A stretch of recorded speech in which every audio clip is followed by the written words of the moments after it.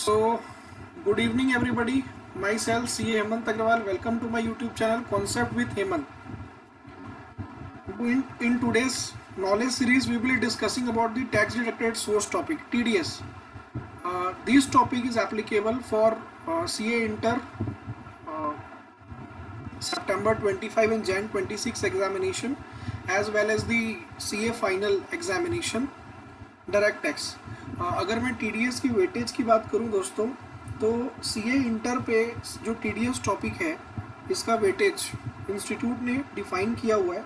मैं आपको दिखाता हूं इंस्टीट्यूट की वेबसाइट में।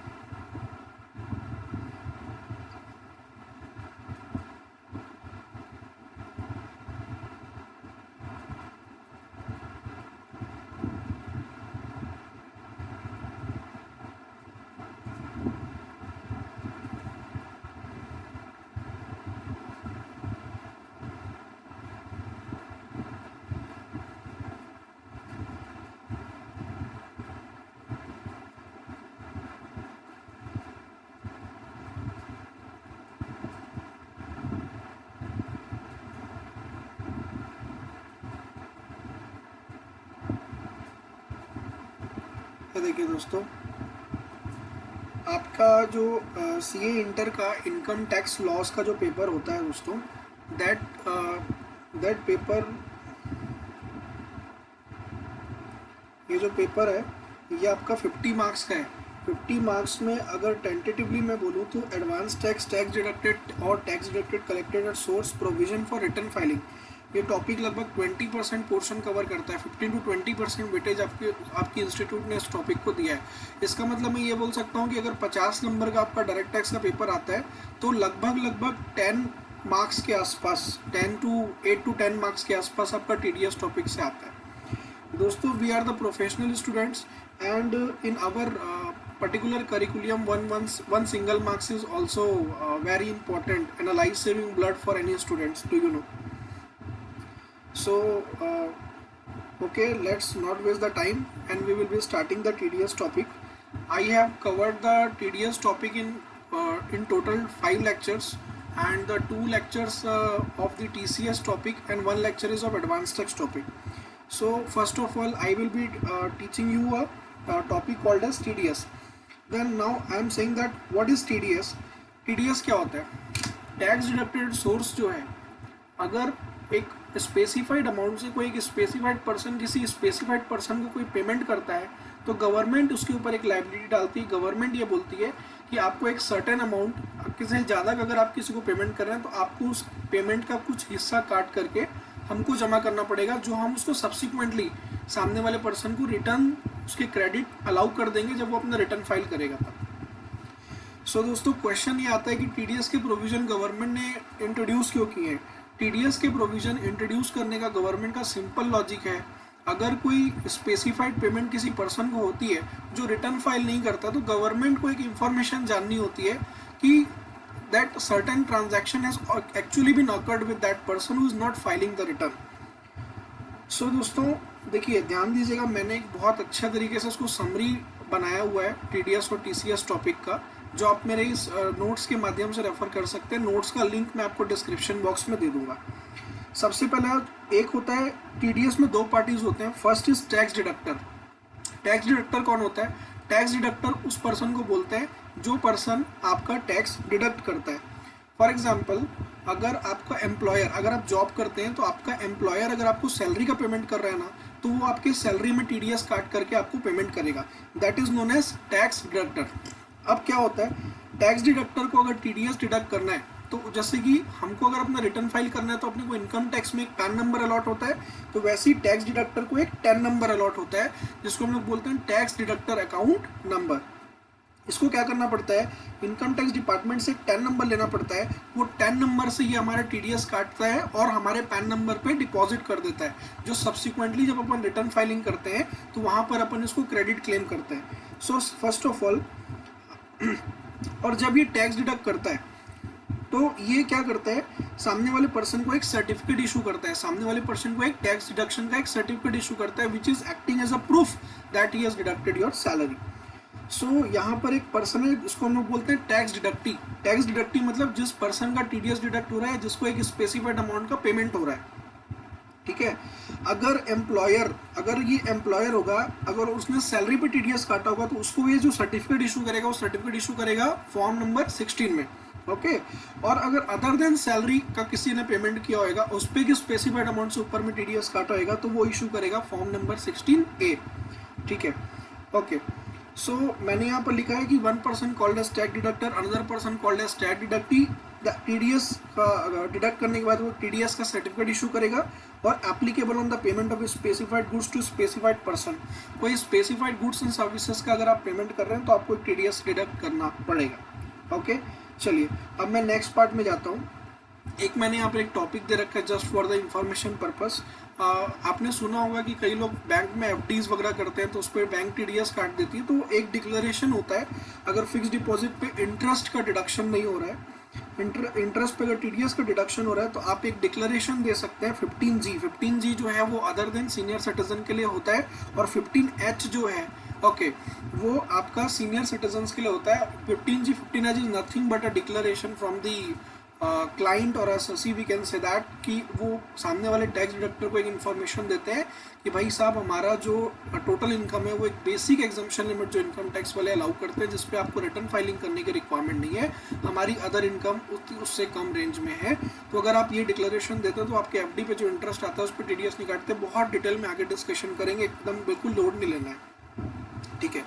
अब नेक्स्ट क्वेश्चन ये आता है कि आपको टीडीएस कब डिडक्ट करना है। तो वो ये बोलते हैं कि टीडीएस आपको डिडक्ट करना है दोस्तों eight the time of payment, जब आप सामने वाले को पेमेंट कर रहे हैं, या क्रेडिटिंग द अकाउंट ऑफ पे, या पे के अकाउंट में क्रेडिट कर रहे हैं। जैसे कि अगर हम लोग फिक्स डिपॉजिट बैंक में बनवाते हैं, तो बैंक अपने को जो इंटरेस्ट देता है वो हमारे अकाउंट में जमा नहीं करता, वो क्या करता है, एफडी की वैल्यू में इंक्रीज कर देता है, अप्रिशिएट कर देता है, जिसको हम लोग अक्रूड इंटरेस्ट बोलते हैं।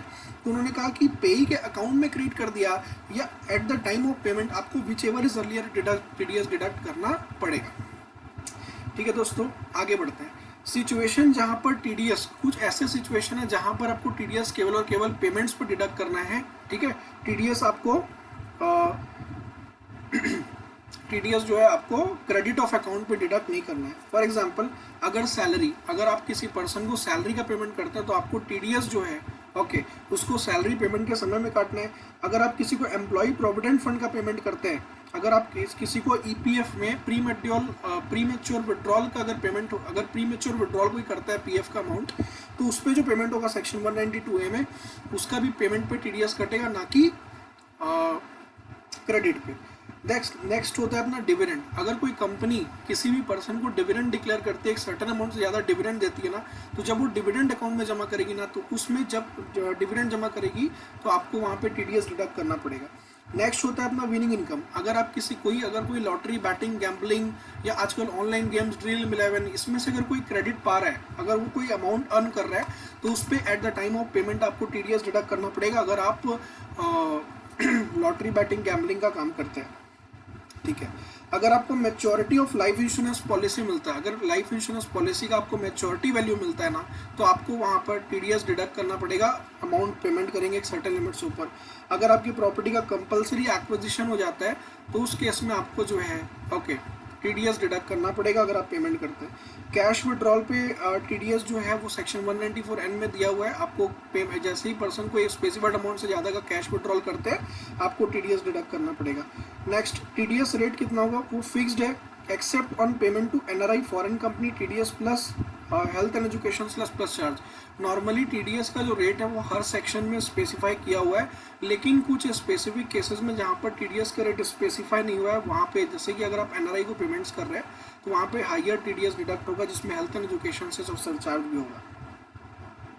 Next, section 192 TDS on salary.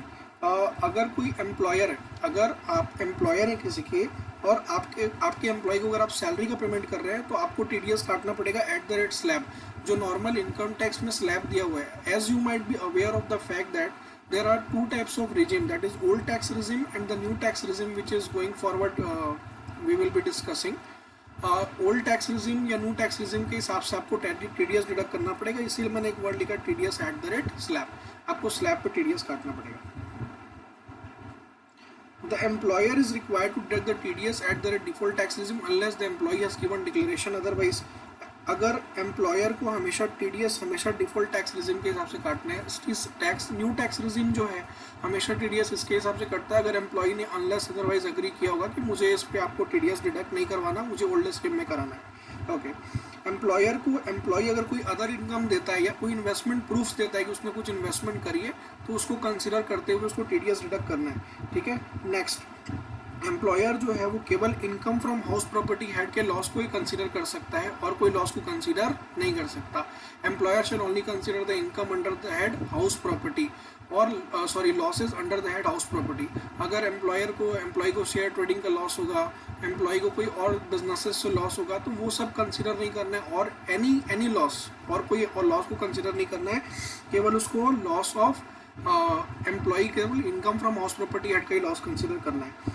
अगर एम्प्लॉयर ने एम्प्लॉय के बिहाफ में नॉन मॉनेटरी परक्यूजिट पे टैक्स पे किया होगा जो अपन ने सैलरी हेड में डिस्कस करना है, ठीक है, तो उसके ऊपर उसको टैक्स नहीं काटना है क्योंकि वो जो अमाउंट होता है वो एम्प्लॉयर को PGBP हेड में अलाउ भी नहीं होता है और एम्प्लॉय के हैंड्स में टैक्सेबल भी नहीं होता है 1010C में, लेकिन एम्प्लॉयर को उसका TDS जमा करना है, उसका जो TDS रहेगा वो एम्प्लॉय जो है ओके अपने उसमें क्लेम कर सकता है जब अपने रिटर्न फाइल करेगा। ठीक है, अगर एम्प्लॉय जॉब चेंज करता है तो अपने प्रीवियस एम्प्लॉयर को उसको बताना पड़ेगा कि मैंने अपनी जॉब चेंज किया और मेरी TDS आप अकॉर्डिंगली डिडक्ट करिए।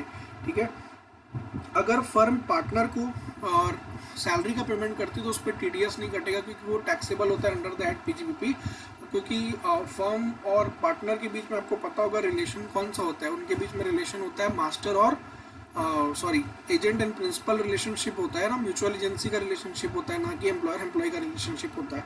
इसका TDS जो रहता है ना वो इस सेक्शन में डिडक्ट नहीं होता। ठीक है, नेक्स्ट हमको डिस्कस करना है section 192। What is section 192 is that is the TDS on payment of accumulated balance of the PF। आपको पता होगा कि एम्प्लॉयर जो है एम्प्लॉय का PF काटता है प्रोविडेंट फंड एक्ट के हिसाब से, प्रोविडेंट फंड एक्ट के हिसाब से जो PF काटता है वो एम्प्लॉय का डिपॉजिट होते रहता है। अब सैलरी हेड में हमने पढ़ा हुआ है कि अगर कोई एम्प्लॉय अपने जॉब विंटेज में 5 इयर्स तक कंटिन्यू नहीं कर रहा है या और प्री मैच्योर विड्रॉल करा रहा है PF का, तो वो PF जो है वो भी टैक्सेबल होता है। ठीक है, एम्प्लॉयर जो है उसको अगर वो PF विड्रॉ कराने आता है तो उसको TDS डिडक्ट करना पड़ेगा एट द रेट 10%, आपको 10% TDS काटना पड़ेगा। अगर आपकी जो प्री मैच्योर प्रोविडेंट फंड की वैल्यू जो है ओके 50,000 रुपये के बराबर या उससे ज़्यादा है, मतलब अगर 49,999 रुपीज़ अगर एम्प्लॉय विड्रॉल करेगा तो आपको TDS नहीं काटना है। एम्प्लॉय आपका रेसिडेंट भी हो सकता है और एम्प्लॉय आपका नॉन रेसिडेंट भी हो सकता है। क्लियर है? कोई डाउट है यहाँ पे? Any doubt on this? If you have any doubt you can comment on the comment section, I will be replying. Next section 193। Section 193 क्या होता है? Interest on security. Interest on security क्या होता है कि अगर आपने कोई सिक्योरिटी होल्ड करते हैं, फॉर एग्जांपल कि आप किसी कंपनी के डिवेंचर्स हैं, गवर्नमेंट ऑफ इंडिया की सिक्योरिटीज इशू होती है, बॉन्ड्स इशू होते हैं। ठीक है, अभी ना एक बहुत मतलब डाउट आता है स्टूडेंट्स का कि सिक्योरिटी और फिक्स डिपॉजिट भी तो सिक्योरिटी ही है एक प्रकार से। नो ही दोस्तों, नहीं। Contractual right to receive cash कभी सिक्योरिटी नहीं हो सकती। अब समझना मेरी बात, होता क्या है, भारत में एक कानून है SCRA, उसको हम लोग बोलते हैं सिक्योरिटी कॉन्ट्रैक्ट रेगुलेशन एक्ट। जो आप जाएंगे तो मेरे ख्याल से अब इंस्टीट्यूट ने CA फाइनल के कोर्स से भी हटा दिया है। सिक्योरिटी कॉन्ट्रैक्ट रेगुलेशन एक्ट में सिक्योरिटी की डेफिनेशन दी हुई है, उस सिक्योरिटी की डेफिनेशन को जो सेटिस्फाई करता है ना, केवल उसको ही सिक्योरिटी बोला जाता है।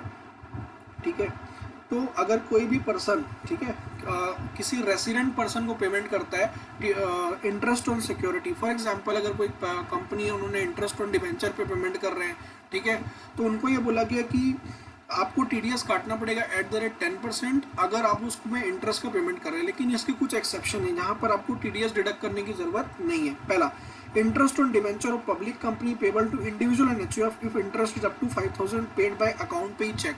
अगर बोला कि अगर आप पब्लिक कंपनी के डिवेंचर्स पे इंटरेस्ट का पेमेंट करते हो और आपकी वैल्यू जो है ओके 5,000 रुपये तक है तो आपको TDS डिडक्ट करने की जरूरत नहीं है। उन्होंने कहा 8% और 7.75% जो बॉन्ड्स होते हैं, ठीक है, और floating rate saving taxable bond में अगर इंटरेस्ट की अमाउंट 10,000 रुपये से ज़्यादा होगी तो ही आपको टीडीएस काटना पड़ेगा, अदरवाइज इसमें भी एक्सेप्शन है। अगर कोई कंपनी जो है LIC GIC अदर इंश्योरेंस को टीडीएस का अगर इंटरेस्ट का पेमेंट करती है तो आपको टीडीएस डिडक्ट करने की दरकार नहीं है।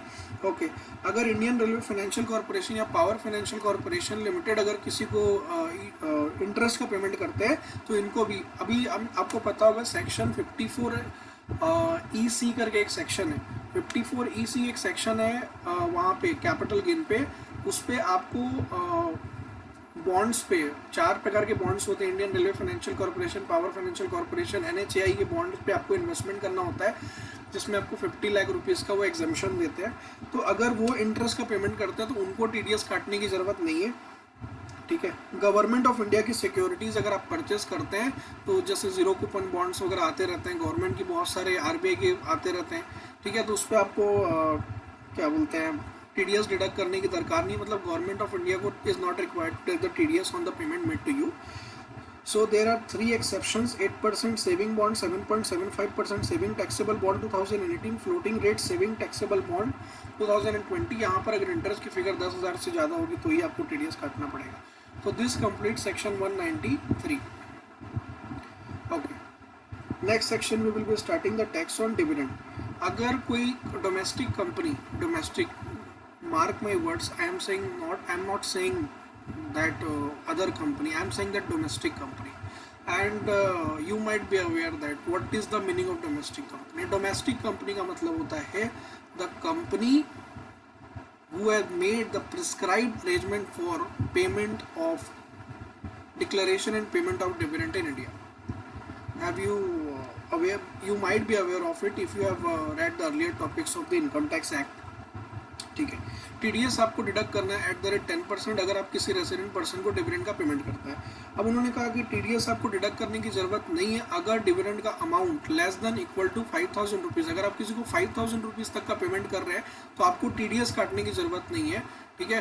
टीडीएस जो है ओके डिम्ड डिविडेंड पे भी कटता है। हमने कुछ सेक्शन के बारे में नॉलेज है, सेक्शन 222 की जो सीरीज होती थी इनकम फ्रॉम अदर सोर्स में FOS में, जहाँ पर लोन्स एंड एडवांसेस एक्सटेंड किए जाते थे, जहाँ पर कंपनी जो है अपने शेयर्स को बाई बैक करती थी, जहाँ पर में हमने पढ़ा था कि कंपनी जो है वो कोई बॉन्ड्स इशू कर रही है, कंसेशनल रेट्स पे लोन्स ऑफर कर रही है, ग्रुप्स को loans and advances, capital reduction, multiple tax treatment that we have read. तो वैसे सिचुएशन में ये बोला गया कि आपने जो है ओके टीडीएस डिडक्ट करना पड़ेगा।